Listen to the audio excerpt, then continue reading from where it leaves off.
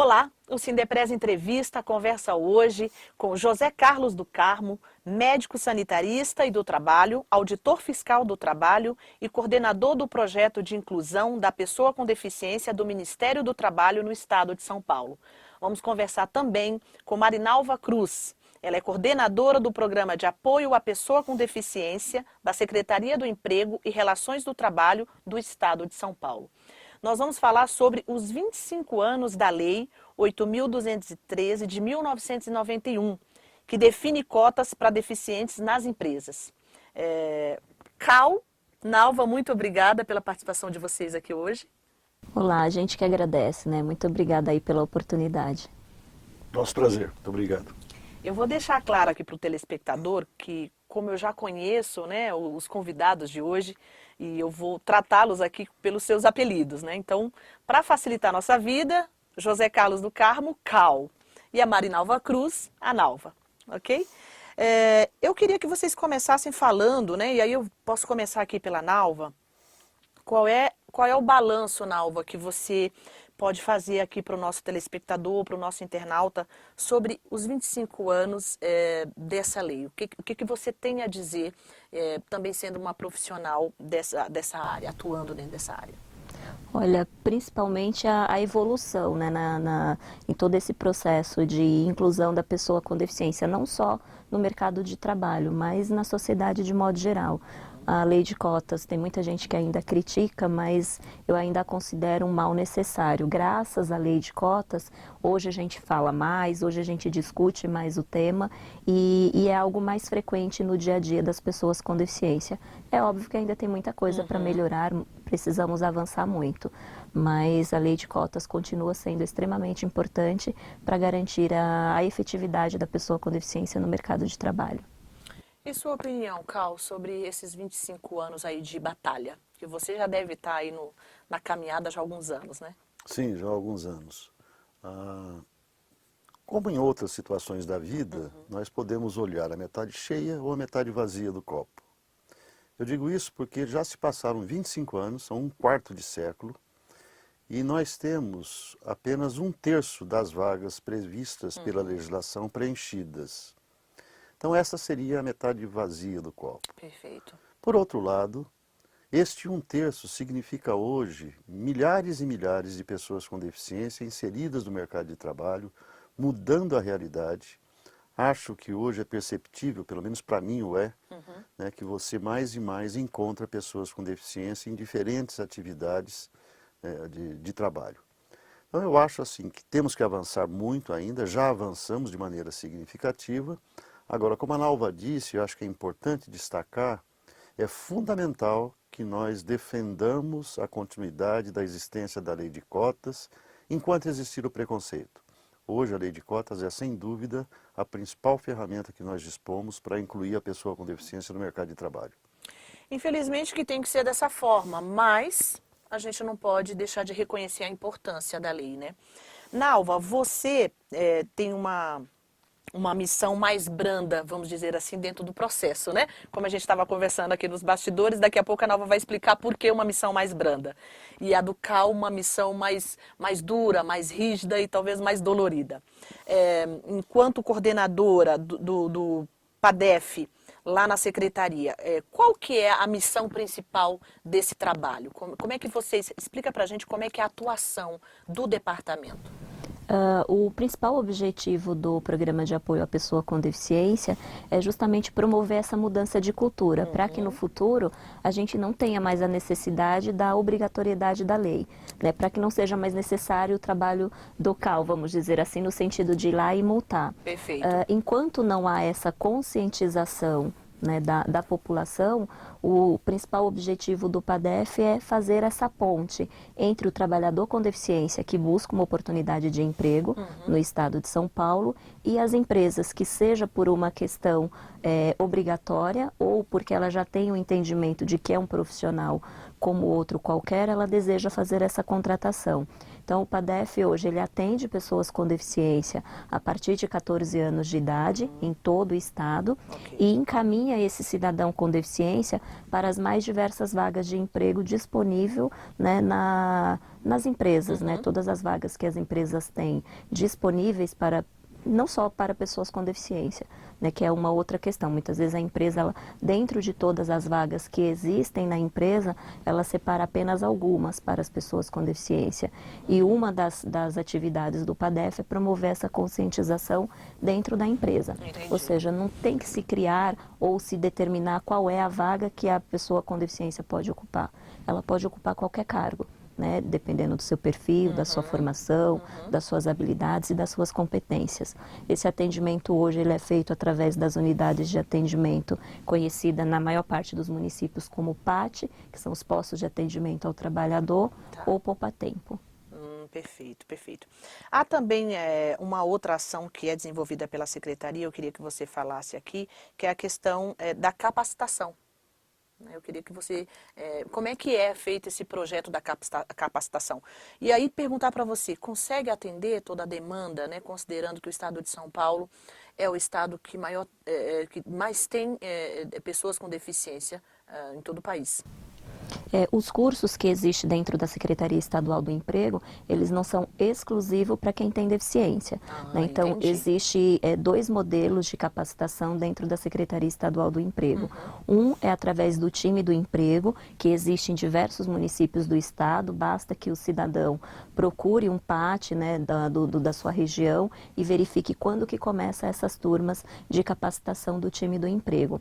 A capacitação do time do emprego é uma formação, é uma preparação para o cidadão que está desempregado em busca do primeiro emprego ou tentando ser reinserido no mercado de trabalho. Então, ali ele vai aprender desde como ampliar essa sua área de atuação, como elaborar um currículo, como participar de um processo seletivo, como trabalhar em equipe. Então, ele tem toda uma série de informações em relação ao que é o mercado de trabalho hoje, né, diante da crise, diante de tantas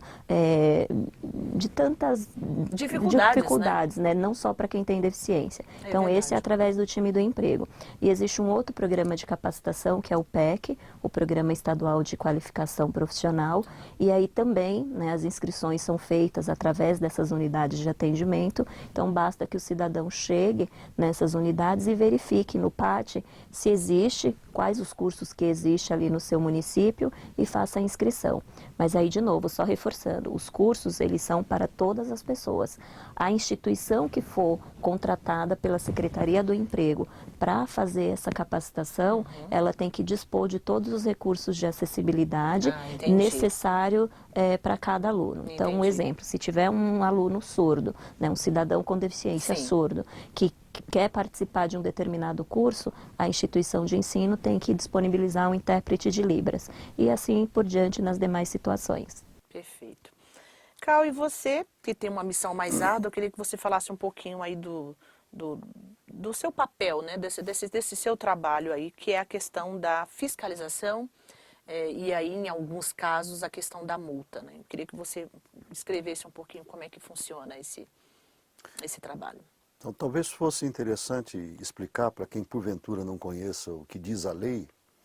Essa lei, chamada de lei de cotas, obriga que todas as empresas, desde que tenham 100 ou mais empregados, sejam obrigadas a reservar um percentual das suas vagas para as pessoas com deficiência. E aqui você lembra aí de quais são esses percentuais para falar aí para a gente? O percentual varia de 2% a 5%, e aí a Nalva me ajuda, de 100 a 200. De 100 a 200, 2%. Tá. De 201 a 503. 3. De 501 a 1.000, 4. E acima de 1.000, 5%. 5%, perfeito. E essa é uma primeira questão que nós buscamos sempre deixar muito claro para as empresas. Quando nós exigimos a contratação das pessoas com deficiência, nós não estamos esperando por parte da empresa um ato de caridade ou de benemerência. Trata-se de uma obrigação legal que, a exemplo de outras tantas, tem que ser cumprida sob pena da empresa ficar numa situação de ilegalidade, né, no que se refere ao cumprimento desta cota. Perfeito. A fiscalização das empresas, por decisão do Ministério do Trabalho, ocorre nos estados onde estão localizadas as matrizes das empresas. Uma outra questão importante é que nós contamos o total de empregados somando o número de empregados de cada estabelecimento, ou seja, matriz mais todas as filiais. O que eu considero uma decisão interessante, porque senão nós correríamos o risco de termos grandes empregadores desse país, mas com poucos estabelecimentos com 100 ou mais empregados, o que significaria uma cota menor do que a que nós temos hoje. Então, identificada a matriz da empresa, verificado nos nossos sistemas informativos se essa empresa não está cumprindo a legislação, nós a convocamos para comparecer na superintendência ou nas gerências regionais do Ministério do Trabalho aqui no Estado. E aí notificamos a empresa para que ela cumpra com esta obrigação legal, que ela contrate as pessoas com deficiência. E a nossa intenção, o nosso objetivo não é o da autuação. Perfeito. A multa para nós, pelo contrário, ela é a demonstração da não consecução do objetivo pretendido, que é o de contratação das pessoas com deficiência. Por outro lado, eu costumo dizer e reafirmo aqui, não fosse esta multa, nós com certeza não teríamos avançado o tanto que avançamos.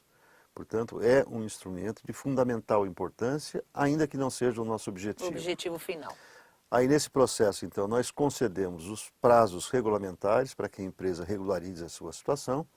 Se, porventura, ela não o fizer, será autuada tantas vezes quantas forem necessárias enquanto persistir a irregularidade. Perfeito. Tá ótimo. A gente vai para o nosso primeiro intervalo e voltamos em 1 minuto. Com o conceito único de qualidade em atendimento, no que há de mais moderno no ramo de odontologia, o Centro de Referência Odontológica Sindepres deixará você de boca aberta. Nossa infraestrutura oferece atendimentos em todas as nossas 18 subsedes no estado, além dos consultórios em Santo Amaro, Salto, Bragança Paulista e Mogi das Cruzes. Para facilitar a vida do trabalhador, o Sindepres também possui os odontomóveis, veículos odontológicos totalmente equipados que atendem diretamente em seu local de trabalho. E para você que não é associado, não perca tempo e associe-se para desfrutar deste benefício. Mais informações pelos telefones 0800 55 26 23 ou 11 31 13 0500. Site www.sindepres.org.br. E-mail benefícios@sindepres.org.br. Centro de Referência Odontológica Sindepres, distribuindo sorrisos.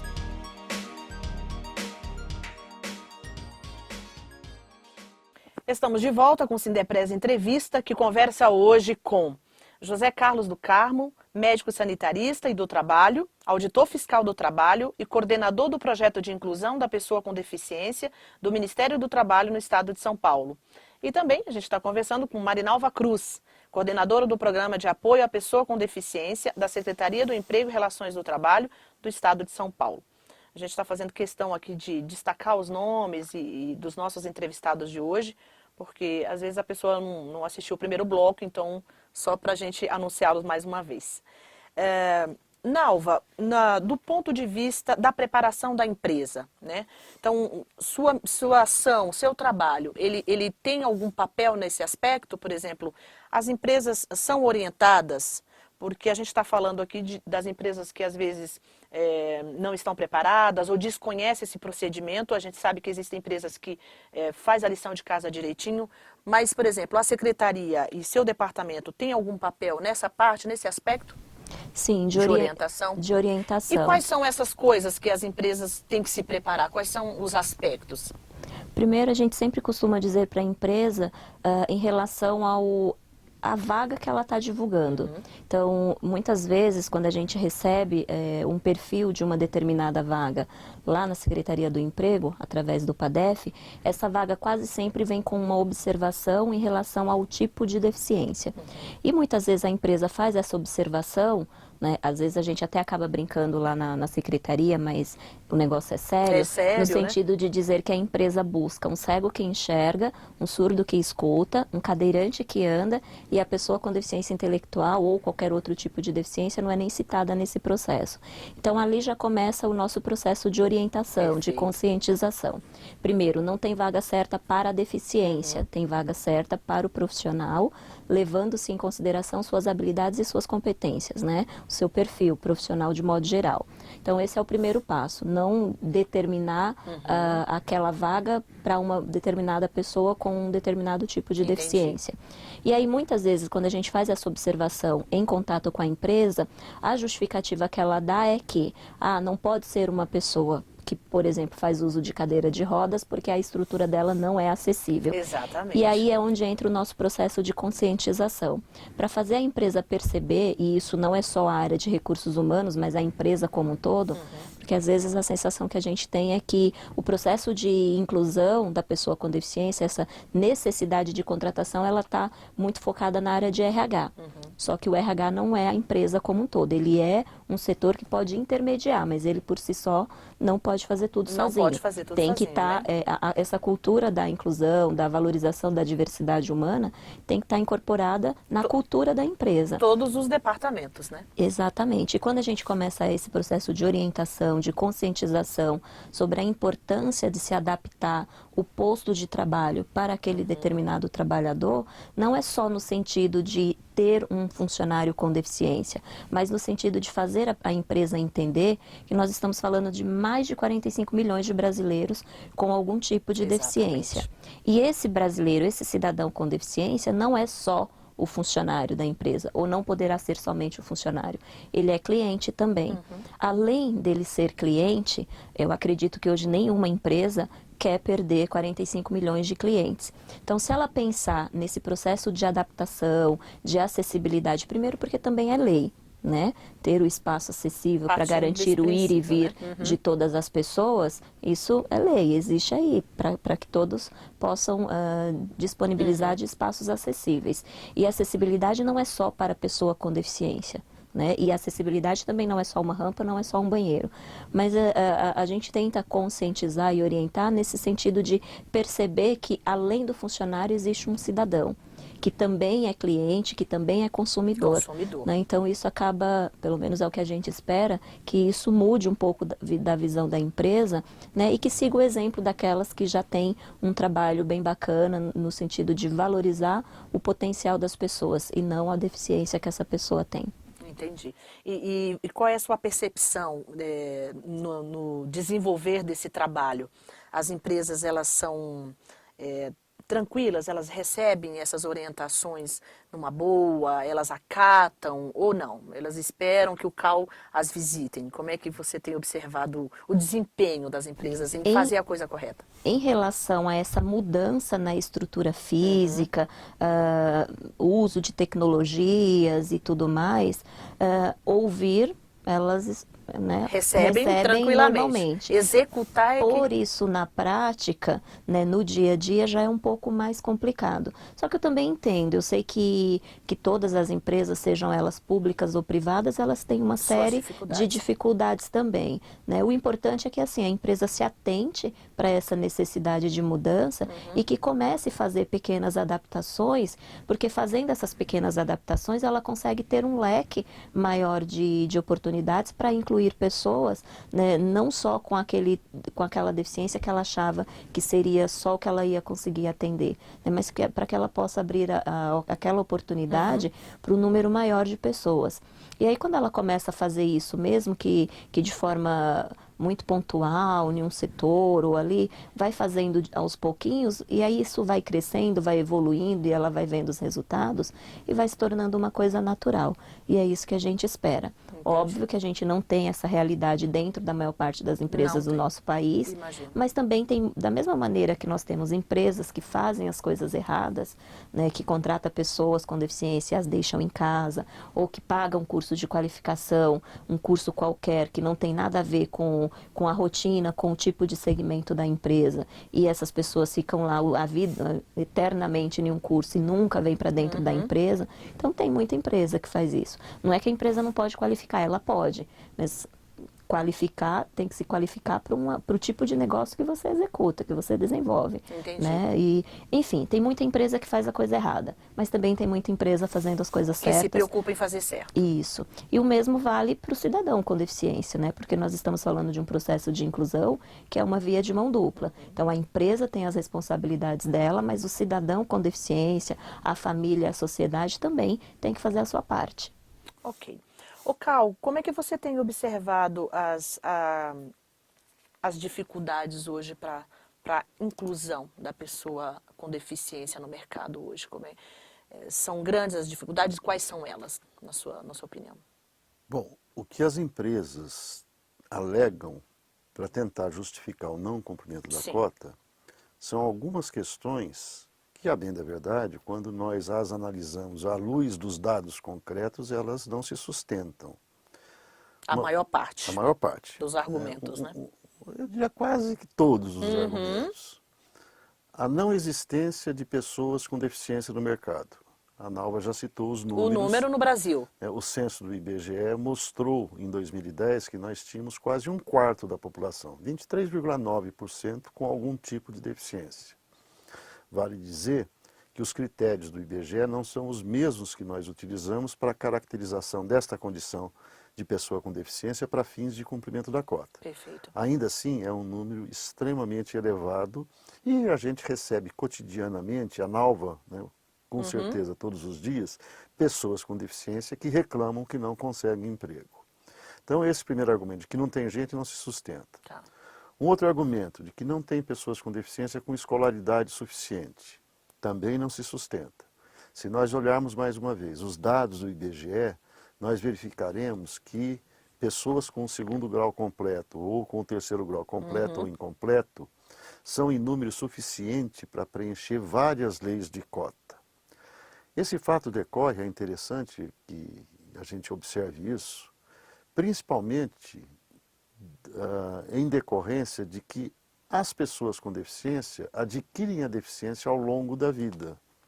Quanto Elas por cento não hoje, nascem. Cal? Você tem esse número? Não, não tenho Você não tem esse número? Não tenho esses números. Mas a maioria, é isso? A grande grande maioria. maioria. Não, isso com certeza. Deve estar algo em torno de 1 ou 2% de pessoas que nascem com deficiência. E ao longo da vida, e aumenta a probabilidade de se vir a ter algum tipo de deficiência quanto mais velha for a pessoa. Se nós olharmos, e isso tem sido publicado agora esses dias, por conta das Paralimpíadas, ou Paralimpíadas, eu né? prefiro usar o português Eu também. Paralimpíadas, a gente vai ver, eu não me lembro, mas se não me engano, acho que de 4 em cada 5 atletas tinham adquirido a deficiência em função de acidentes ou da violência social de um modo geral. Portanto, nós temos muitas pessoas com deficiência. Por esse fato, né, porque elas puderam frequentar o ensino regular sem precisar de nenhum apoio especial, mas vale dizer também, né, que as políticas públicas de educação do nosso país nos últimos anos mudaram radicalmente a concepção que se tinha antigamente de que as crianças e jovens com deficiência tinham que frequentar escolas especiais. Hoje a regra é, esses jovens, essas crianças, têm o direito de frequentarem o ensino regular e tem que ter, nesse ensino, condições de acessibilidade. De receber essas crianças. E essa questão da convivência é fundamental. Então, assim, são alguns argumentos que são colocados, mas que a gente vê que não se sustentam. Nós reconhecemos que não é simples o cumprimento da legislação. Muitas vezes essas barreiras que a Nalva já mencionou estão presentes nos ambientes de trabalho, ainda mais se considerarmos que as barreiras não são só as físicas e arquitetônicas. Existem barreiras no que se refere ao maquinário, ao instrumental utilizado, muitas vezes é necessário fazer adaptações nesses equipamentos. Né? A questão da comunicação é fundamental, né? A barreira comunicacional. E eu diria que talvez a principal delas é a barreira atitudinal. É o preconceito que ainda todos nós temos, de um modo geral, se tem em relação às pessoas com deficiência.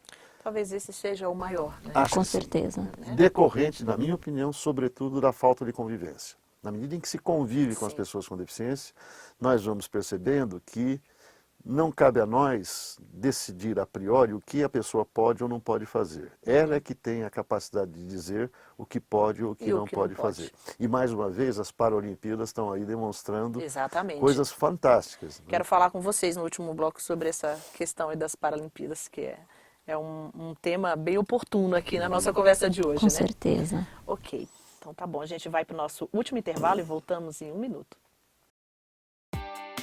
A colônia de férias do Sindepres em Bertioga é sem dúvida o melhor lugar para o descanso e a diversão de toda a sua família. Localizada em frente à praia da Enseada, possui 36 quartos, cada um com capacidade para 4 pessoas. Todos equipados com TV LCD, frigobar e ar-condicionado e com uma vaga na garagem. Faça a reserva agora e comece a planejar o seu divertimento. Para você que não é associado, não perca tempo e associe-se para desfrutar desse benefício. Informações 0800 55 26 23 ou 11 31 13 0500 www.sindepres.org.br ou benefícios@sindepres.org.br.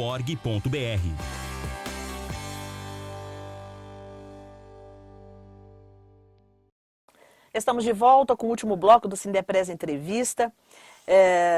A gente está falando hoje aqui dos 25 anos da Lei 8.213 de 1991, que define cotas para deficientes nas empresas.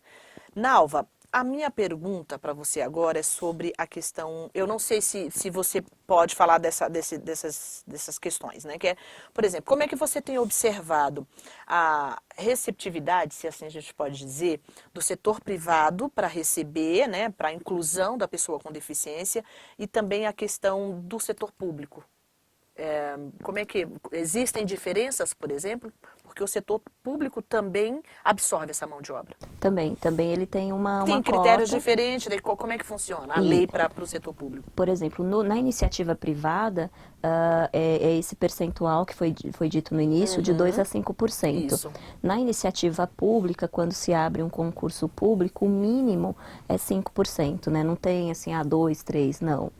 O percentual mínimo de vagas reservada para a pessoa com deficiência é de um total de 5% do número de vagas ofertadas naquele edital de convocação. Podendo chegar até 20%. Isso, podendo ok. chegar até 20%. Não pode ser menos que 5%, mas pode ser mais. E a eficiência desses concursos públicos? Porque, particularmente, já ouvi muitas reclamações de que alguns casos não são claros, não são... Enfim, como é que você tem observado? Eles cumprem, de fato, o papel? Então, existem lá as vagas, as pessoas prestam concursos, elas são, de fato, chamadas? Ou vocês têm problemas nessas questões também? Da mesma maneira que existe dificuldades na iniciativa privada, existe na iniciativa pública. A iniciativa privada costuma dar várias desculpas, né, e o Carl já falou a respeito disso, de que falta pessoas, que elas não são qualificadas, Exatamente. que elas preferem receber o benefício de prestação continuada, que o ambiente de trabalho tem risco e várias outras, né, várias outras justificativas. No setor público, a justificativa é de que as pessoas com deficiência não são aprovadas nos concursos públicos. Então, por isso que às vezes aquele determinado órgão não tem a sua cota ali, o seu número de profissionais com deficiência conforme deveria ter.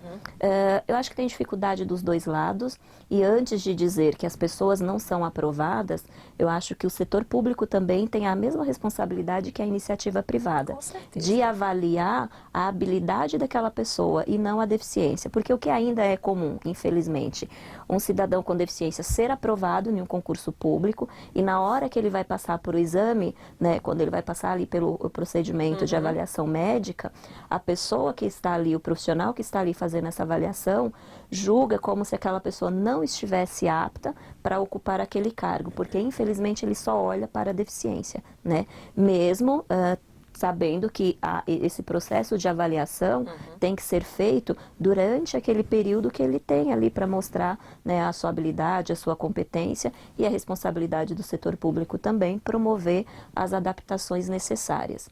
Agora, em relação ainda a concurso público, o que eu acho que precisa se mudar urgentemente é na forma de recrutar pessoas com deficiência intelectual. Porque se é uma pessoa com deficiência física, que tem uma dificuldade de locomoção, ela faz essa observação na hora que ela faz a inscrição e ela vai ser direcionada para fazer a prova num lugar acessível. Exatamente. Se ela tem necessidade de uma prova em braille, de um outro profissional, sei lá, um intérprete de Libras, alguém para auxiliá-la ali no processo, ela consegue. Mas para as pessoas com deficiência intelectual não existe essa adaptação. Então eu acho que aí é algo que o setor público precisa urgentemente rever para que as pessoas com deficiência intelectual, não só em concurso público, mas nos vestibulares de universidades públicas, das escolas técnicas, né? A gente, por exemplo, tem dentro da secretaria um programa que chama Aprendiz Paulista, que é em parceria com as escolas técnicas do estado, com a ITEC, Centro Paula Souza, de modo geral. E aí quase, assim, não vejo o público com deficiência intelectual sendo aprovado nesse processo seletivo, porque não é que ele não tem capacidade, é que o processo não é adaptado. Adaptado para ele, ok. Cal, eu queria que você falasse um pouquinho sobre as políticas públicas existentes hoje que favorecem o desenvolvimento do profissional, uma pessoa com deficiência. Você pode descrever para a gente o que a gente tem hoje, o que o governo tem feito?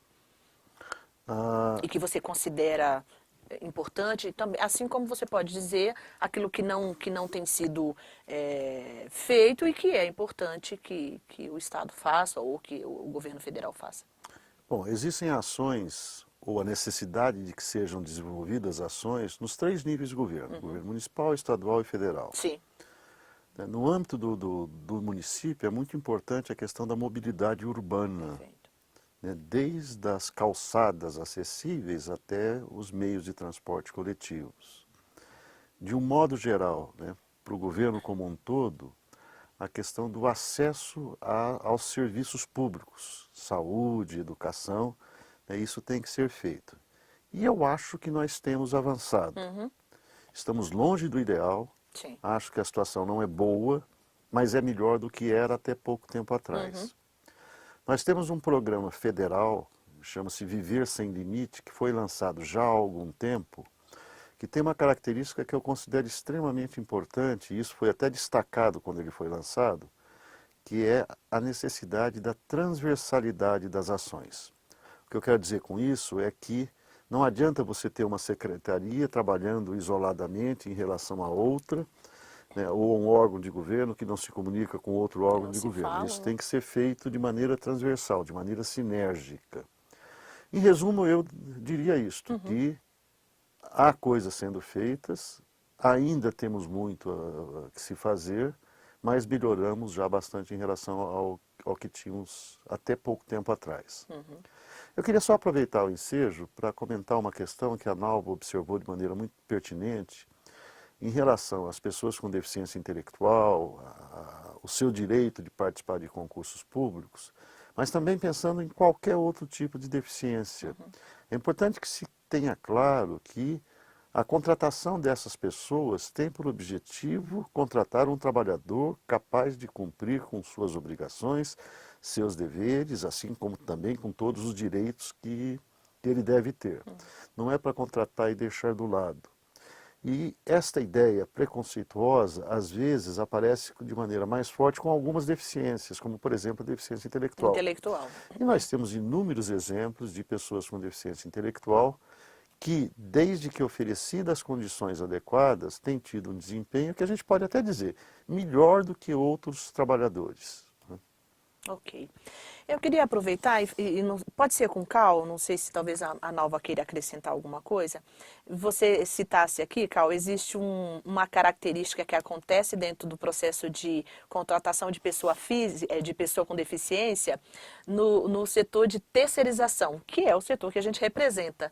E em uma das nossas conversas, em alguma oportunidade aí passada, você comentou que a empresa terceirizada tem bastante dificuldade em manter aquele trabalhador com deficiência dentro da estrutura dela, porque automaticamente ela vai prestar serviço a outra e essa tomadora acaba tomando esse...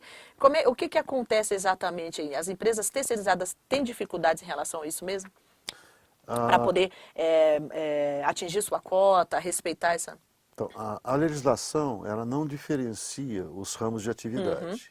Então, os ramos de atividade, de maneira igual tem que cumprir aqueles percentuais dependendo do número de empregados. E nós entendemos que em alguns segmentos as dificuldades são maiores do que em outros. Dentre esses segmentos que eu considero que tem uma situação mais complicada, está esse de terceirização da mão de obra. Perfeito. Por algumas razões.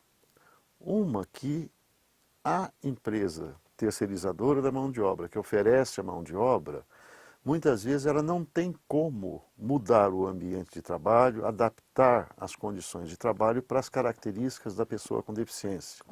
Ou seja, ela não tem o poder de eliminar as barreiras eventualmente existentes naquela empresa, naquele posto de trabalho. A segunda questão é a do preconceito. Muitas vezes o tomador desses serviços não quer aceitar, por conta de preconceito, trabalhadores terceirizados com deficiência. Entendi. E por fim, essa questão que você comentou. Como muitas vezes as empresas que tomam esta mão de obra terceirizada também precisam cumprir a cota, quando elas observam um trabalhador terceirizado com deficiência, que desempenha bem a sua função, o que ela faz é oferecer a ele o contrato direto e aí então Entendi. ele é roubado, entre aspas, da empresa terceirizadora da mão de obra. Ou seja, né, o pessoal do setor de terceirização enfrenta aí, vamos considerar aí, mais problemas em relação a cumprir essa lei, né?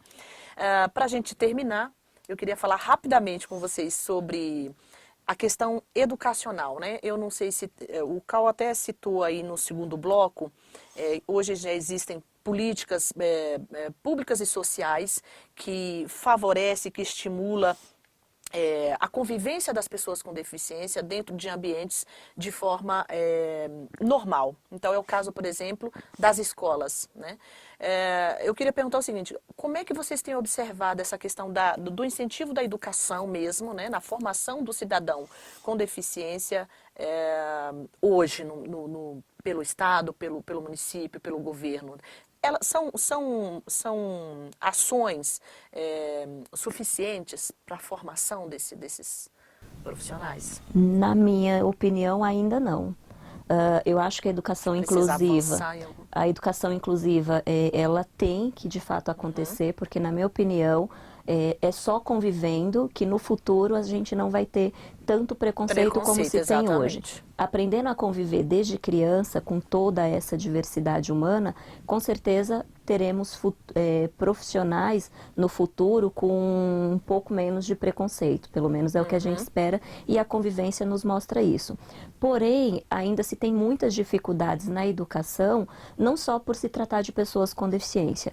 Infelizmente hoje, do meu ponto de vista, a educação precisa avançar, melhorar muito para todo e qualquer indivíduo, seja ele uma pessoa com deficiência ou não. Infelizmente isso não acontece, né? A gente vê aí a qualidade dessa educação ainda é ruim, é péssima. Então acho que precisa melhorar e muito. A educação inclusiva tem que acontecer, mas os recursos têm que estarem disponíveis para as pessoas poderem evoluir tendo essa convivência em conjunto.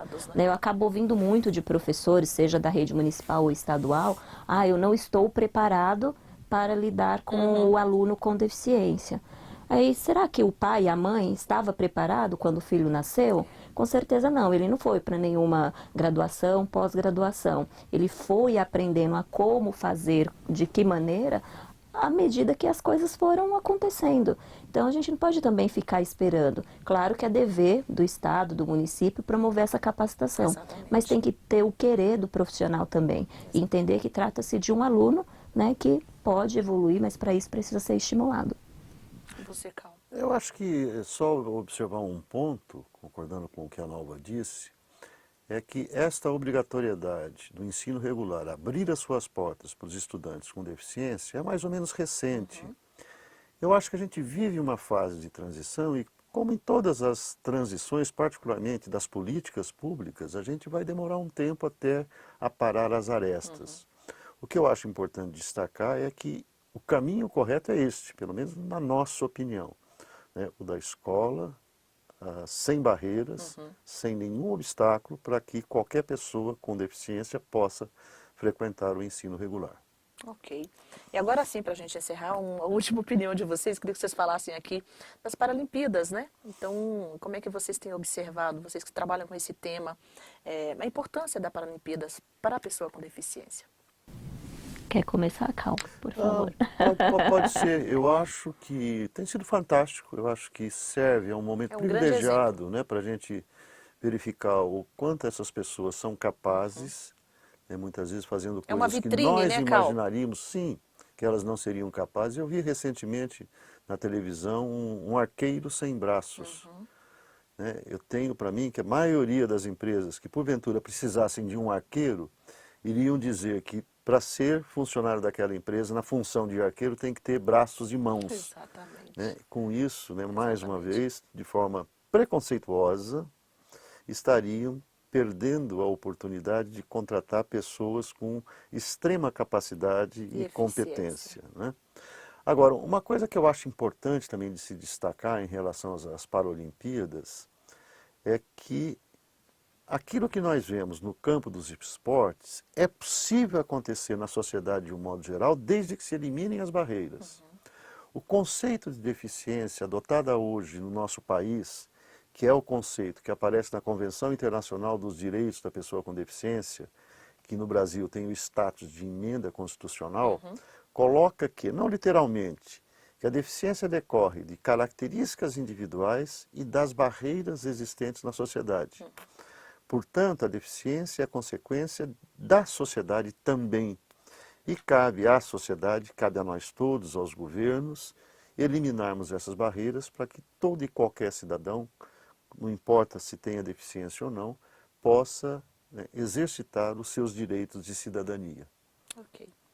E você, Norma? Eu acho que as Paralimpíadas, né, elas mostram o quanto o cidadão com deficiência tem potencial, desde que ele tenha a oportunidade, desde que todos os recursos ali estejam à sua disposição. Então, se ele consegue evoluir tanto, né, e pelo número de medalhas que os atletas já conquistaram, né, eu acho que serve para que as pessoas possam refletir um pouco. E aí é meio que uma crítica mesmo, durante as Olimpíadas, a gente teve aquela abertura fantástica, né, e passando em todos os canais abertos, né, assim, mudou-se todas as programações das emissoras para ser emitida ali ao vivo para o maior número de pessoas possíveis. E a gente não teve essa mesma abrangência, visibilidade, como né? se os atletas, né, com deficiências fossem menos, né, capacitados ou menos importantes que os atletas olímpicos. E aí, mas eles estão dando aí a resposta, né? Basta ver qual foi a posição do Brasil com os atletas nas Olimpíadas e ver o rendimento agora, o número de medalhas de ouro, de prata, de bronze, enfim, meio quase que já dobrou em relação aos atletas olímpicos. Então, que a gente possa, né, parar de fazer essas coisas separadas, né? Eu gostaria muito de ver, e espero que na próxima Olimpíadas a gente tenha isso, não momentos separados, parar com essa coisa de fazer para a pessoa com deficiência, tem que fazer para todos, dando condições de igualdade a todos. Então eu gostaria muito de ver na próxima Olimpíada tudo junto. Então, se tem aqui uma competição do atleta olímpico, do outro lado paralelo está tendo a competição do atleta paralímpico, né? São critérios analisados de forma diferente, levando em consideração a particularidade de cada profissional, de cada modalidade, mas que a gente tivesse isso acontecendo ao mesmo tempo. Aí sim nós estaríamos falando de inclusão de verdade e não fazendo essa coisa separada, tipo aqui é para quem tem, aqui é para quem não tem deficiência. Mas os atletas estão aí, né? E com certeza estão respondendo à altura, né? Muito mais, com certeza. É orgulho para todos, com certeza. É verdade. Posso só fazer uma pequena observação em relação à abertura das Olimpíadas e das Paralimpíadas, mas particularmente das Paralimpíadas, me chamou muita atenção o fato de que não houve a preocupação e o cuidado necessário para garantir a acessibilidade. Não houve, né, a imagem do intérprete de Libras, não houve audiodescrição, né, o que impediu e impede que pessoas surdas, sem o intérprete de Libras, assim como cegos sem a audiodescrição, pudessem ter o direito de assistir a essas aberturas. Ok. Bom, tá aí, o recado foi dado, né? Então, é mais ou menos isso que foi falado aqui, né? Parte da deficiência está na sociedade mesmo, né? Está em nós. Cal, muito obrigada pela participação. Nalva, agradeço carinhosamente vocês por essa Obrigada. entrevista. Muito obrigado. Espero que a gente tenha novas oportunidades para falar desse tema aqui que é tão importante. Com certeza, teremos. A todos que nos assistiram, um grande abraço e até o próximo programa.